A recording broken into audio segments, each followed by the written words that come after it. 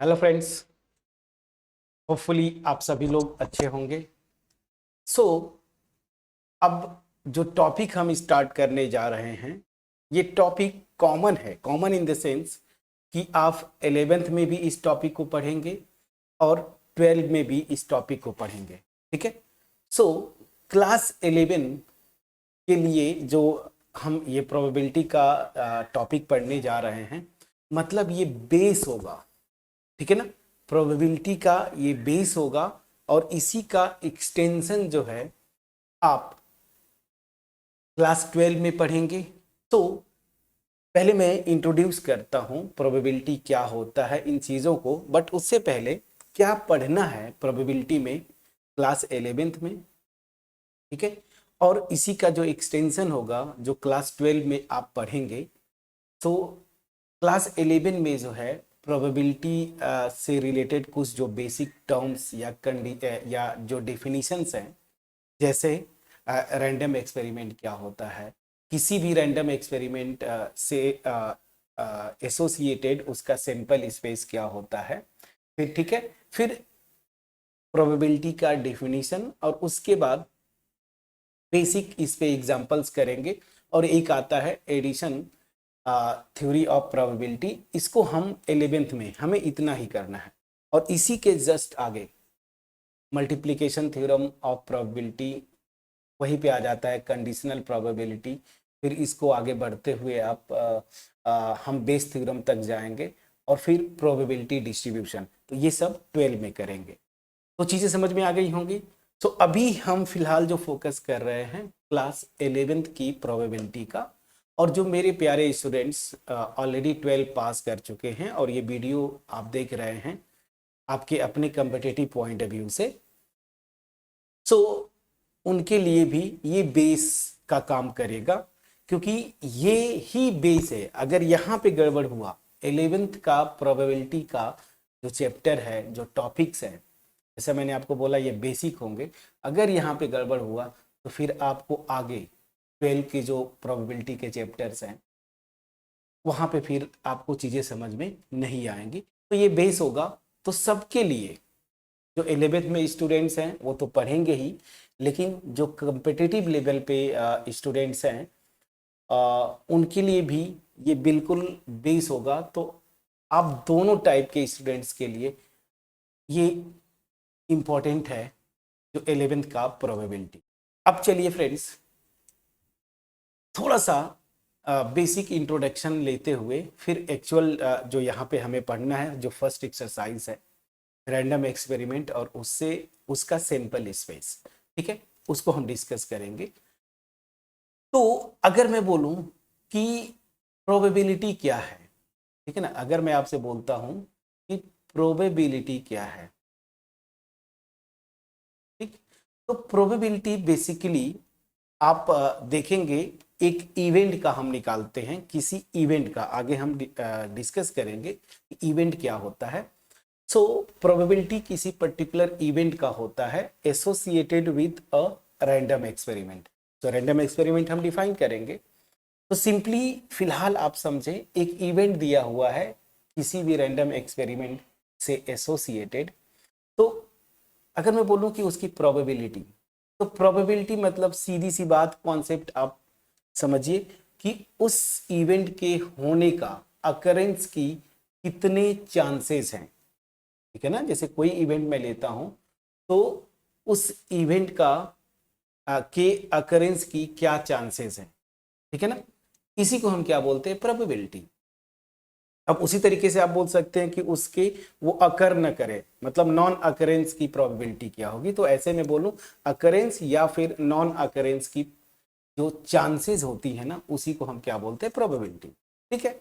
अब चलिए, जैसे एक सिंपल एग्जांपल, आप एक कॉइन को टॉस करते हैं, ठीक है, तो वहां पे दो जो इवेंट्स की अगर मैं बात बोलूं, क्वाइन करेंगे, सॉरी क्वाइन को टॉस करेंगे तो या तो हेड आएगा या फिर आपका आएगा टेल।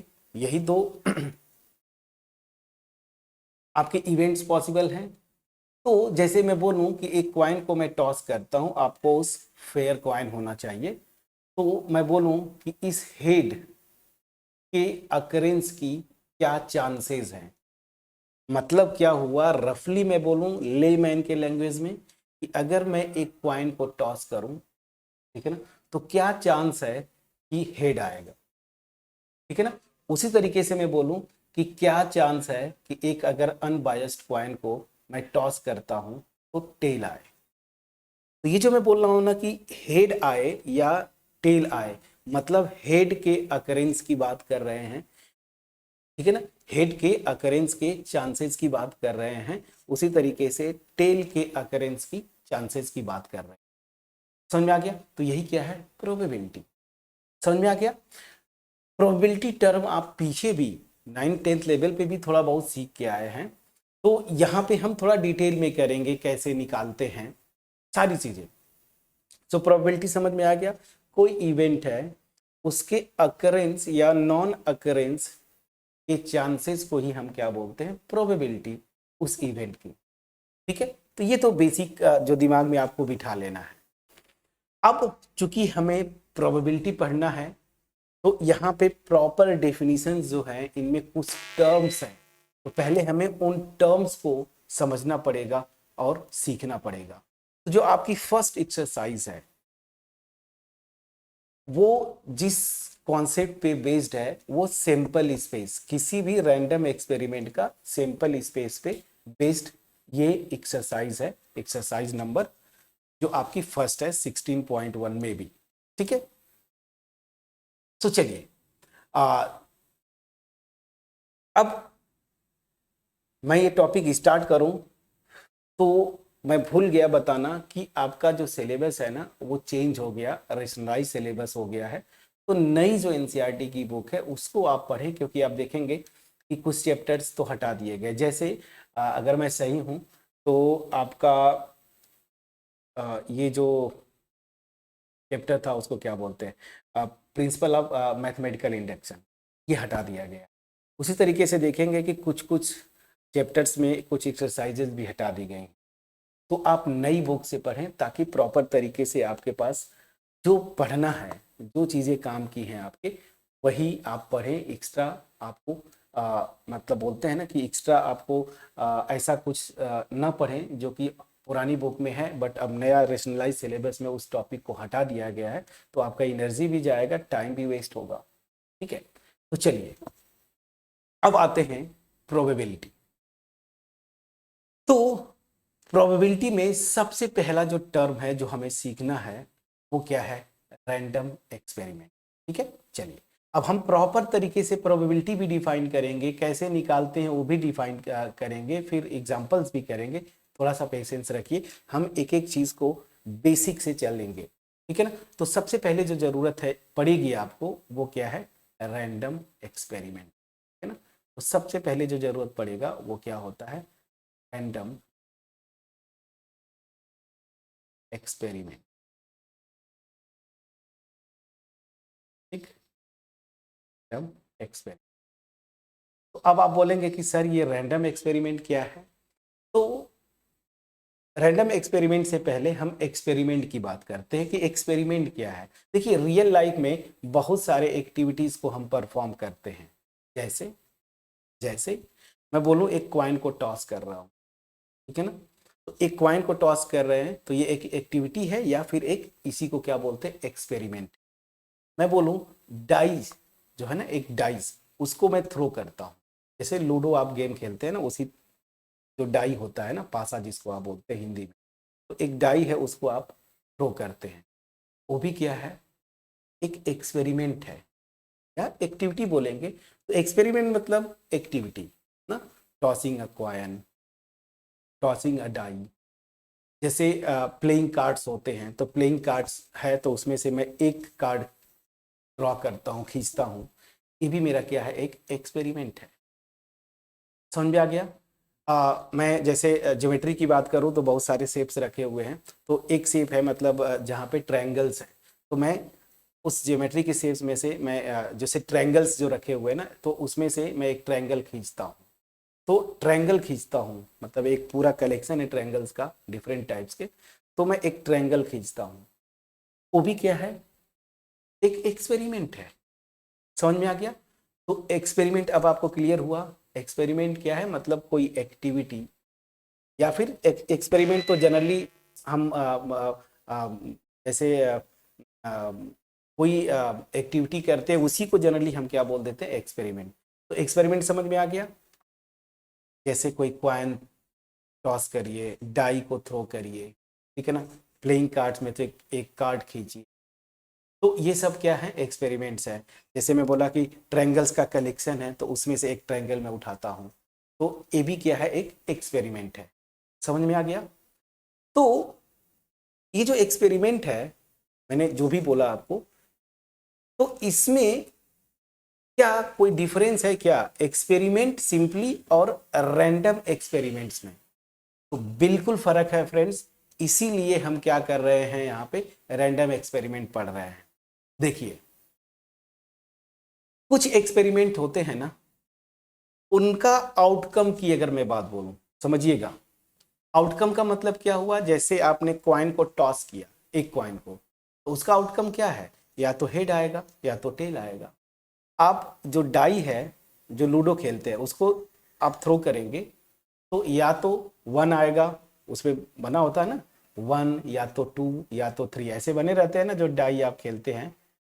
मैं ऐसे, अब तो 3D स्पेस होता, मतलब वो सेफ है, बट फिर भी मैं आपको बताता हूँ। जैसे 1 ऐसे बना रहता है, 2 ऐसे बना रहता है, फिर 3 ऐसे बना रहता है, फिर 4 की बात बोलूँ तो ऐसे रहता है, समझ में आ गया, फिर 5 रहता है, 6 रहता है। तो 4 ऐसे तो नहीं बना रहा था, अगर मैं अगर उसकी बात बोलूँ, अगर मैं सही हूँ तो मे बी ऐसे 2 और 1, ये 3 हो गया, या 3 शायद ऐसे रहता है, उसको आप चेक करिएगा।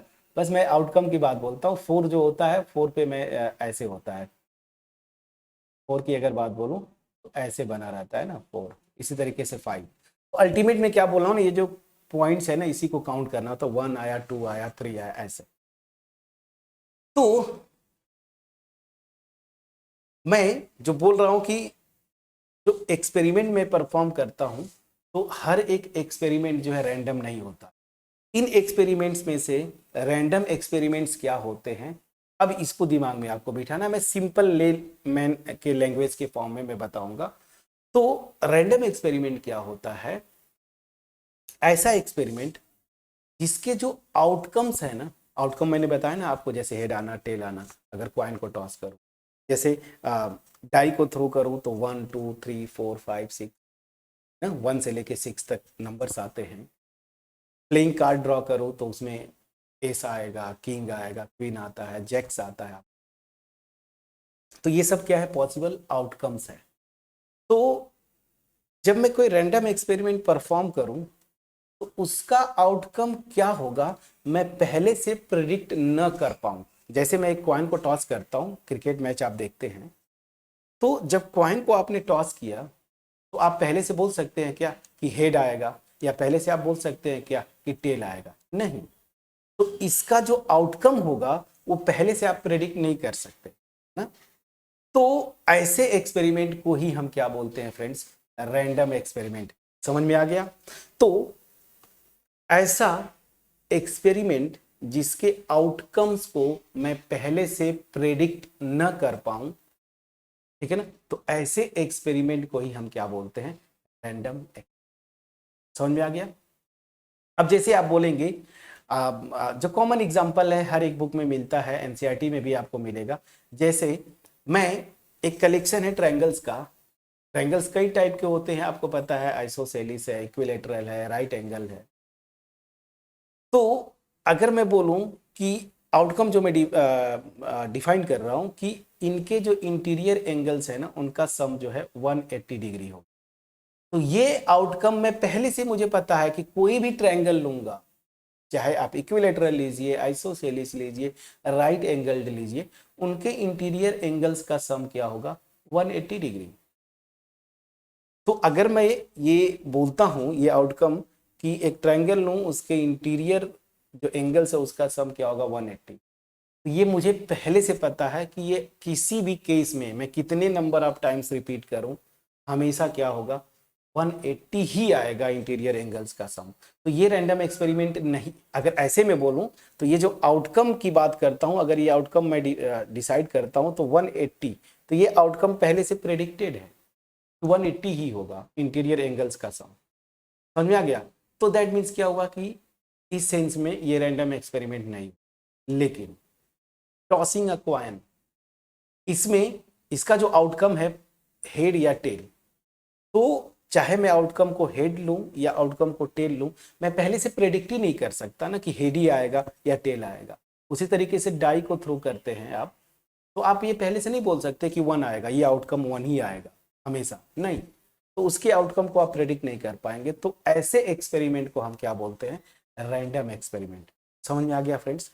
सो बिल्कुल क्लियर कॉन्सेप्ट होना चाहिए कि ऐसा एक्सपेरिमेंट जिसके आउटकम्स को मैं पहले से प्रेडिक्ट न कर पाऊं, ठीक है ना, तो ऐसे एक्सपेरिमेंट को हम क्या बोलते हैं? एक्सपेरिमेंट्स को रैंडम एक्सपेरिमेंट। ठीक है, तो आप बोलेंगे तो जैसे मैं डिफाइन कर देता हूं, एग्जांपल की रही बात तो tossing a coin, throwing a die, drawing a card from deck of cards, तो ये सब रैंडम एक्सपेरिमेंट्स। ठीक है, तो चलिए, अब कॉन्सेप्ट मेन था मेरा मोटिव, क्योंकि प्रोबेबिलिटी ऐसा एक चैप्टर है फ्रेंड्स जिसमें आप डेफिनेशन या फार्मूले बेसिस पे जाएंगे तो क्वेश्चंस, अच्छे क्वेश्चंस में आप फंस जाते हैं। यहाँ पे कॉन्सेप्ट मैटर करता है, तो आपको कॉन्सेप्ट वाइज चलना है। ठीक है, डेफिनेशन आपके एग्जाम में आएगा, आप याद कर लीजिए, बट कॉन्सेप्ट जरूरी है, क्योंकि न्यूमेरिकल्स में कॉन्सेप्ट अगर आपको क्लियर नहीं है तो फंस जाएंगे। तो अब रैंडम एक्सपेरिमेंट समझ में आ गया, ऐसा एक्सपेरिमेंट जिसके आउटकम्स को मैं पहले से प्रेडिक्ट न कर पाऊं, एक लॉजिक है। अब डिफाइन कैसे करते हैं बुक्स में, चलिए अब मैं इसको डिफाइन कर देता हूं। ठीक है फ्रेंड्स, ठीक है। सो डिफिनीशन पे अब आते हैं, क्या कैसे डिफाइन करेंगे? तो मैं ऐसे लिखता हूं, an experiment, an experiment, experiment is called called a random experiment, a random experiment, experiment if, दो कंडीशन है फ्रेंड्स। देखिए, अब जो एक्सपेरिमेंट है उसके जो आउटकम्स होंगे ना, तो कम से कम उसके पास दो आउटकम्स होने चाहिए। अगर एक ही आउटकम है तब तो वो क्या हो जाएगा, जैसे उसको मैं प्रेडिक्ट करूंगा ना, एक ही आउटकम है तो वही आएगा। तो इसलिए रैंडम एक्सपेरिमेंट होने के लिए सबसे पहला जो कंडीशन है कि उसके पास कम से कम दो, ना, कम से कम दो आउटकम्स होने चाहिए। तो if it has at least two outcomes, ठीक है ना, या बुक्स में इसी को लिख देते हैं, मोर देन वन आउटकम। ठीक है ना, पहला चीज ये हो गया। Second, we can not we can not predict we cannot predict the outcomes या आउटकम इन एडवांस। ठीक है ना, मैंने जो आपको एक रफ लैंग्वेज में बताया था कॉन्सेप्चुअली, वही इस तरीके से उसको डिफाइन करते हैं कि an experiment is called a random experiment if, तो कंडीशन होना चाहिए इस रैंडम एक्सपेरिमेंट से एसोसिएटेड जो होंगे कम से कम दो आउटकम्स होने चाहिए। So it has at least to outcomes. यहाँ पे थोड़ा सा और आगे प्रॉपर कर देता हूँ, एसोसिएटेड विद इट, और थोड़ा अच्छा हो गया। और दूसरा क्या है, we can not predict the outcome in advance. किसी भी आउटकम की अगर मैं बात बोलूं, ऐसे दो या दो से अधिक आउटकम्स हैं, तो इनमें से किसी भी आउटकम की अगर मैं बात बोलूं ना, तो उसको मैं पहले से प्रिडिक्ट नहीं कर सकता कि यही आएगा। ठीक है, अब एग्जाम्पल की रही बात, तो मैं एक दो एग्जाम्पल्स आपको लिख देता हूं जो आप हमेशा याद कर सकते हैं। जैसे एग्जाम में अगर आता है आपके रिटन एग्जाम में, तो आप ये डिफाइन करके लिख सकते हैं। तो जैसे पहला एग्जाम्पल जो है, टॉसिंग टॉसिंग अ क्वाइन, है ना। एक क्वाइन को मैं टॉस करता हूँ और ऑब्वियस ही बात है ये अनबायस्ड होगा। अनबायस्ड कुछ बुक्स में लिखते हैं फेयर, जैसे आपने शोले मूवी देखा होगा तो दोनों साइड हेड हेड था ना, याद करिए। इस ये क्या है, बायस्ड है या फेयर नहीं है, ठीक है ना। तो मतलब मैं जब दोनों साइड हेड आप लगा दिए हैं तो टॉस करेंगे तो ये तो पहले से ही पता है कि वो क्या होगा, हेड होगा। तो इसलिए फेयर, जैसे नॉर्मल जो क्वाइंस होते हैं एक साइड हेड होता है एक साइड टेल होता है, उसमें कहीं से ऐसा कुछ कट न किया गया हो कि आप जब भी टॉस करेंगे तो यही आएगा, इसका मतलब ये होता। तो बिल्कुल फेयर क्वाइन, अनबायस्ड क्वाइन, उसको टॉस करेंगे तो आपको पता नहीं है कि हेड आएगा टेल आएगा। समझ में आ गया, हेड या टेल इसको प्रेडिक्ट नहीं कर सकते, तो टॉसिंग अ क्वाइन। अगला एग्जांपल अगर आपको मैं बोलूं तो रोलिंग अ डाइस, ये भी हो जाएगा एग्जांपल, या थ्रोइंग अ डाइस, ठीक है ना। सो रोलिंग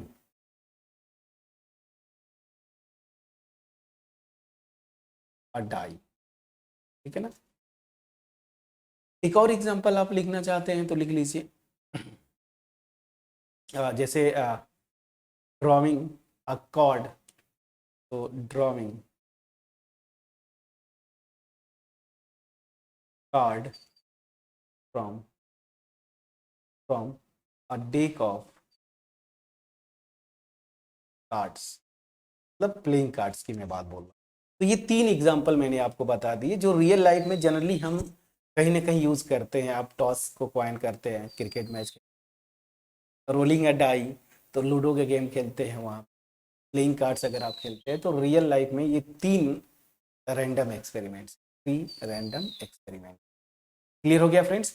अब जो इंपॉर्टेंट है यहाँ पे, ये जो पूरी एक्सरसाइज आपकी फर्स्ट एक्सरसाइज इस चैप्टर की है, मे बी 15.1 या 16.1 में जब करेंगे एक्सरसाइज तो उस पर आएंगे। तो यहाँ पे सैंपल स्पेस निकलवाते हैं, ठीक है ना, सैंपल स्पेस। तो अब रैंडम एक्सपेरिमेंट समझ में आ गया, तो रैंडम एक्सपेरिमेंट से एसोसिएटेड इसके जो आउटकम्स होंगे, ठीक है ना, जैसे क्वाइन को टॉस करेंगे तो दो ही आउटकम्स होंगे, या तो हेड या तो टेल। तो इन पर्टिकुलर एक एक जो अलग अलग जो आउटकम्स है ना, तो ये जैसे ये भी एक आउटकम है, ये भी आउटकम है। अब इसको एक सेट बना दीजिए ना, ये सेट, सेट आपने पढ़ा है, इसी सेट को हम क्या बोलते हैं, sample space associated with this random experiment. Clear हो गया। सो नेक्स्ट टॉपिक जो हम करेंगे, और बस यही से सैंपल स्पेस ही निकलवाएगा इस पूरे एक्सरसाइज में। तो रैंडम एक्सपेरिमेंट समझ में आ गया होगा। तो अब क्या है, आउटकम्स एंड सैंपल स्पेस, जो नेक्स्ट टॉपिक है।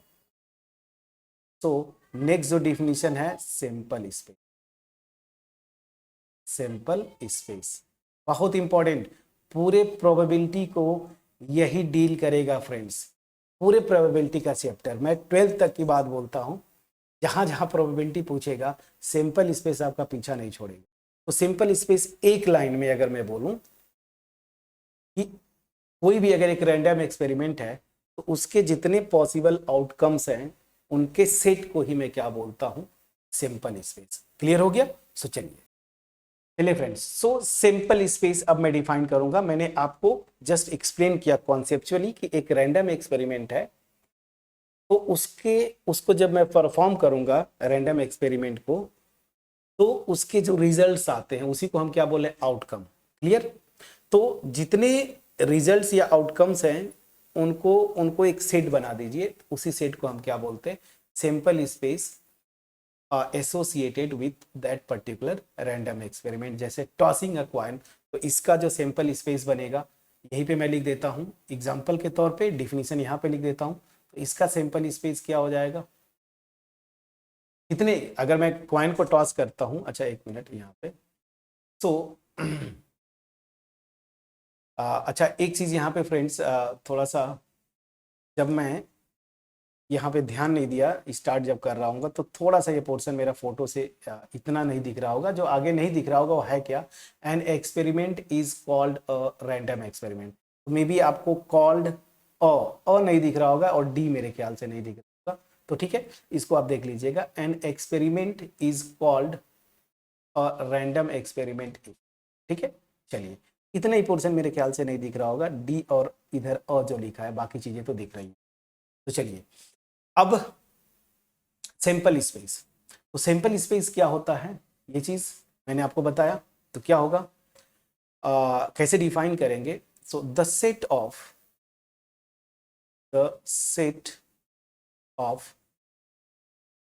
outcomes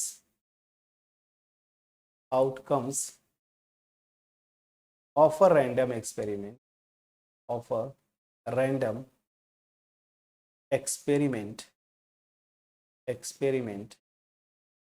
the set of outcomes of a random experiment is called the sample space. It's called the sample space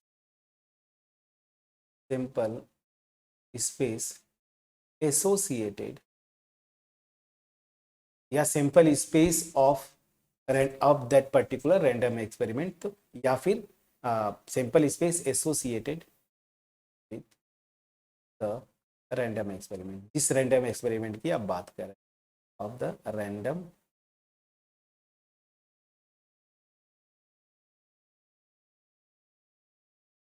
ठीक है ना एक्सपेरिमेंट। तो मैं यहाँ पे लिख देता हूँ रैंडम, एन थोड़ा सा अच्छा नहीं था, अब आपको दिख रहा हो। चीज़ें क्लियर हुई? तो कोई भी अगर मैं रैंडम एक्सपेरिमेंट परफॉर्म करता हूं तो उसके जो आउटकम्स होंगे ना, उन्हीं को आपको आउटकम्स, सारे आउटकम्स को लिख के एक सेट बना दीजिए। सेट आप जानते हैं, उसी को हम क्या बोलते हैं, sample space of that random experiment या sample space associated with that random experiment. अब मैं एग्जांपल पे आता हूं, ठीक है? अब यहां तक तो दिख रहा होगा, फोटो इतने में ही आ रहा होगा। चलिए, तो टॉसिंग अ कॉइन, ठीक है ना, टॉसिंग अ कॉइन, तो ये एक रैंडम एक्सपेरिमेंट है, तो इसका सैंपल स्पेस लिखना है। तो कॉइन को जब टॉस करेंगे तो या तो मेरा हेड आता है, फिर टेल आता है। क्या हुआ, इस रैंडम एक्सपेरिमेंट का सैंपल स्पेस मेरा क्या हो गया, एच और टी नोटेशन है, H for head, T for tail. उसी तरीके से चलिए, अगर मैं बोलूं कि एक डाई जो है, फेयर डाई, उसको मैं थ्रो करता हूं या रोल करता हूं, तो ये भी एक रैंडम एक्सपेरिमेंट है, और इससे एसोसिएटेड जो मेरे आउटकम्स होंगे ना, उन्हीं को इकट्ठा कर लेना है। तो इस रैंडम एक्सपेरिमेंट का सैंपल स्पेस क्या हुआ, या तो 1 2 3 4 5 और 6। सो ये these are the results or outcomes of rolling a die। इस रैंडम एक्सपेरिमेंट के साथ एसोसिएटेड ये आउटकम्स है। अब इन सबको एक सेट बना दिया तो ये मेरा सैंपल स्पेस हो गया। हाँ, इसमें थोड़ा सा बड़ा आएगा, जस्ट मैं आपको एक्सप्लेन कर देता हूं कि कार्ड को, एक प्लेइंग कार्ड होता है तो उसमें कितने होते हैं, 52 कार्ड्स होते हैं। मैं परमुटेशन कॉम्बिनेशन वाले चैप्टर में मैंने बाकायदे आपको बताया था। तो अगर कार्ड को समझना है तो आप परमुटेशन कॉम्बिनेशन वाले चैप्टर में जाइए और वहां से आप देखिए, मैं बिल्कुल प्लेइंग कार्ड्स बताया हूँ आपको थ्योरी पोर्शन में या न्यूमेरिकल्स में कहीं ना कहीं जरूर बताया हूँ। तो यहाँ पे 52 मतलब इस जो रैंडम एक्सपेरिमेंट है, इससे एसोसिएटेड जो आउट सैंपल स्पेस होगा, तो इसमें आउटकम बहुत होते हैं। जैसे आप देखेंगे ना कि एस होता है तो 4 एस होते हैं, तो ऐसे आप लिखिए 4 एस, अलग अलग कलर के होते हैं ना। फिर उसी के बाद जैसे किंग होगा, क्वीन होगा, इस तरह से टोटल 52 होता है। तो इसको मैं नहीं लिखता हूँ, ठीक है? चलिए, क्योंकि ये 52 लिखना थोड़ा सा बहुत बड़ा हो जाएगा। तो ये बेसिक कॉन्सेप्ट था फ्रेंड्स, प्रोबेबिलिटी का सबसे बेसिक कॉन्सेप्ट, जो कि आपका एक्सरसाइज जो फर्स्ट होगी इस चैप्टर का, उस पे आपको क्या करेगा, अलग अलग रैंडम एक्सपेरिमेंट्स देंगे और आपसे क्या बोलता है कि उसका सैंपल स्पेस निकाल, ठीक है? तो यहाँ पे इस वीडियो में हमने जो देखा, बस यहाँ पे थोड़ी सा जो नहीं दिख रहा होगा वो चीज मैं आपको अभी बता देता हूँ। An experiment is called a, तो मेरे ख्याल से यहाँ पे ईडी आपको शायद ना दिख रहा हो, तो ईडी कॉल्ड का और इसके आगे बस सिंपली अ लिखा हुआ है, called a random experiment if, बाकी चीजें तो आपको क्लियरली दिख रही होंगी, ठीक है ना? तो रैंडम एक्सपेरिमेंट हमने सीखा, रैंडम एक्सपेरिमेंट्स के जो आउटकम्स होते हैं, मतलब रिजल्ट्स, ऐसे समझिए, जो रिजल्ट्स होते हैं उसी को हम क्या बोलते हैं, outcomes of that particular random experiment. अब सारे आउटकम्स को इकट्ठा करके एक सेट बना दीजिए, उस सेट को हम क्या बोलते हैं, सिंपल स्पेस। तो आपको इस चैप्टर में सिंपल स्पेस अलग अलग रैंडम एक्सपेरिमेंट्स के निकालने हैं। तो ये सबसे बेसिक कॉन्सेप्ट था फ्रेंड्स, जो कि प्रोबेबिलिटी में यूज होता है। भले ही वो क्वेश्चन लिख दे, आपको न बोले कि ये रैंडम एक्सपेरिमेंट है, लेकिन आपको पॉइंट आउट करना तो होता है, लोकेट करना होगा कि हाँ ये रैंडम एक्सपेरिमेंट है। ठीक है, चलिए, तो होपफुली ये वीडियो आपके पास पहुंची होगी, जो कॉन्सेप्ट है आपके पास पहुंचा होगा। नेक्स्ट वीडियो में हम मिलेंगे एक्सरसाइज पे, पहली एक्सरसाइज प्रोबेबिलिटी पे, जहाँ पे आपको रैंडम एक्सपेरिमेंट्स देगा और वहाँ पे उनसे एसोसिएटेड सैंपल स्पेस निकाल। वीडियो अच्छी लगी हो, सबसे पहले तो कहीं पे कोई डाउट हो, अगर मेरा एफर्ट आपके पास ना पहुंच पाया हो, कमेंट सेक्शन में ज़रूर कमेंट करिएगा। लेकिन अगर वीडियो अच्छी लगी हो तो कमेंट्स के थ्रू अप्रिसिएट करना ना भूलिए। चैनल पे नए हैं, सब्सक्राइब करना ना भूलिए, बेल आइकन को क्लिक करना ना भूलिए, और हो सके जितना ज़्यादा से ज़्यादा अपने फ्रेंड्स के साथ शेयर करें। याद रखिए, आपका अप्रिसिएशन ही हमें मोटिवेट करता है इस तरह की वीडियोस बनाने के लिए। चलिए, मिलते हैं नेक्स्ट वीडियो में, जहां पे हम एक्सरसाइज करेंगे फर्स्ट, इस प्रोबेबिलिटी जो चैप्टर है। तब तक अपना ख्याल रखें, पढ़ाई करते रहें। Thank you so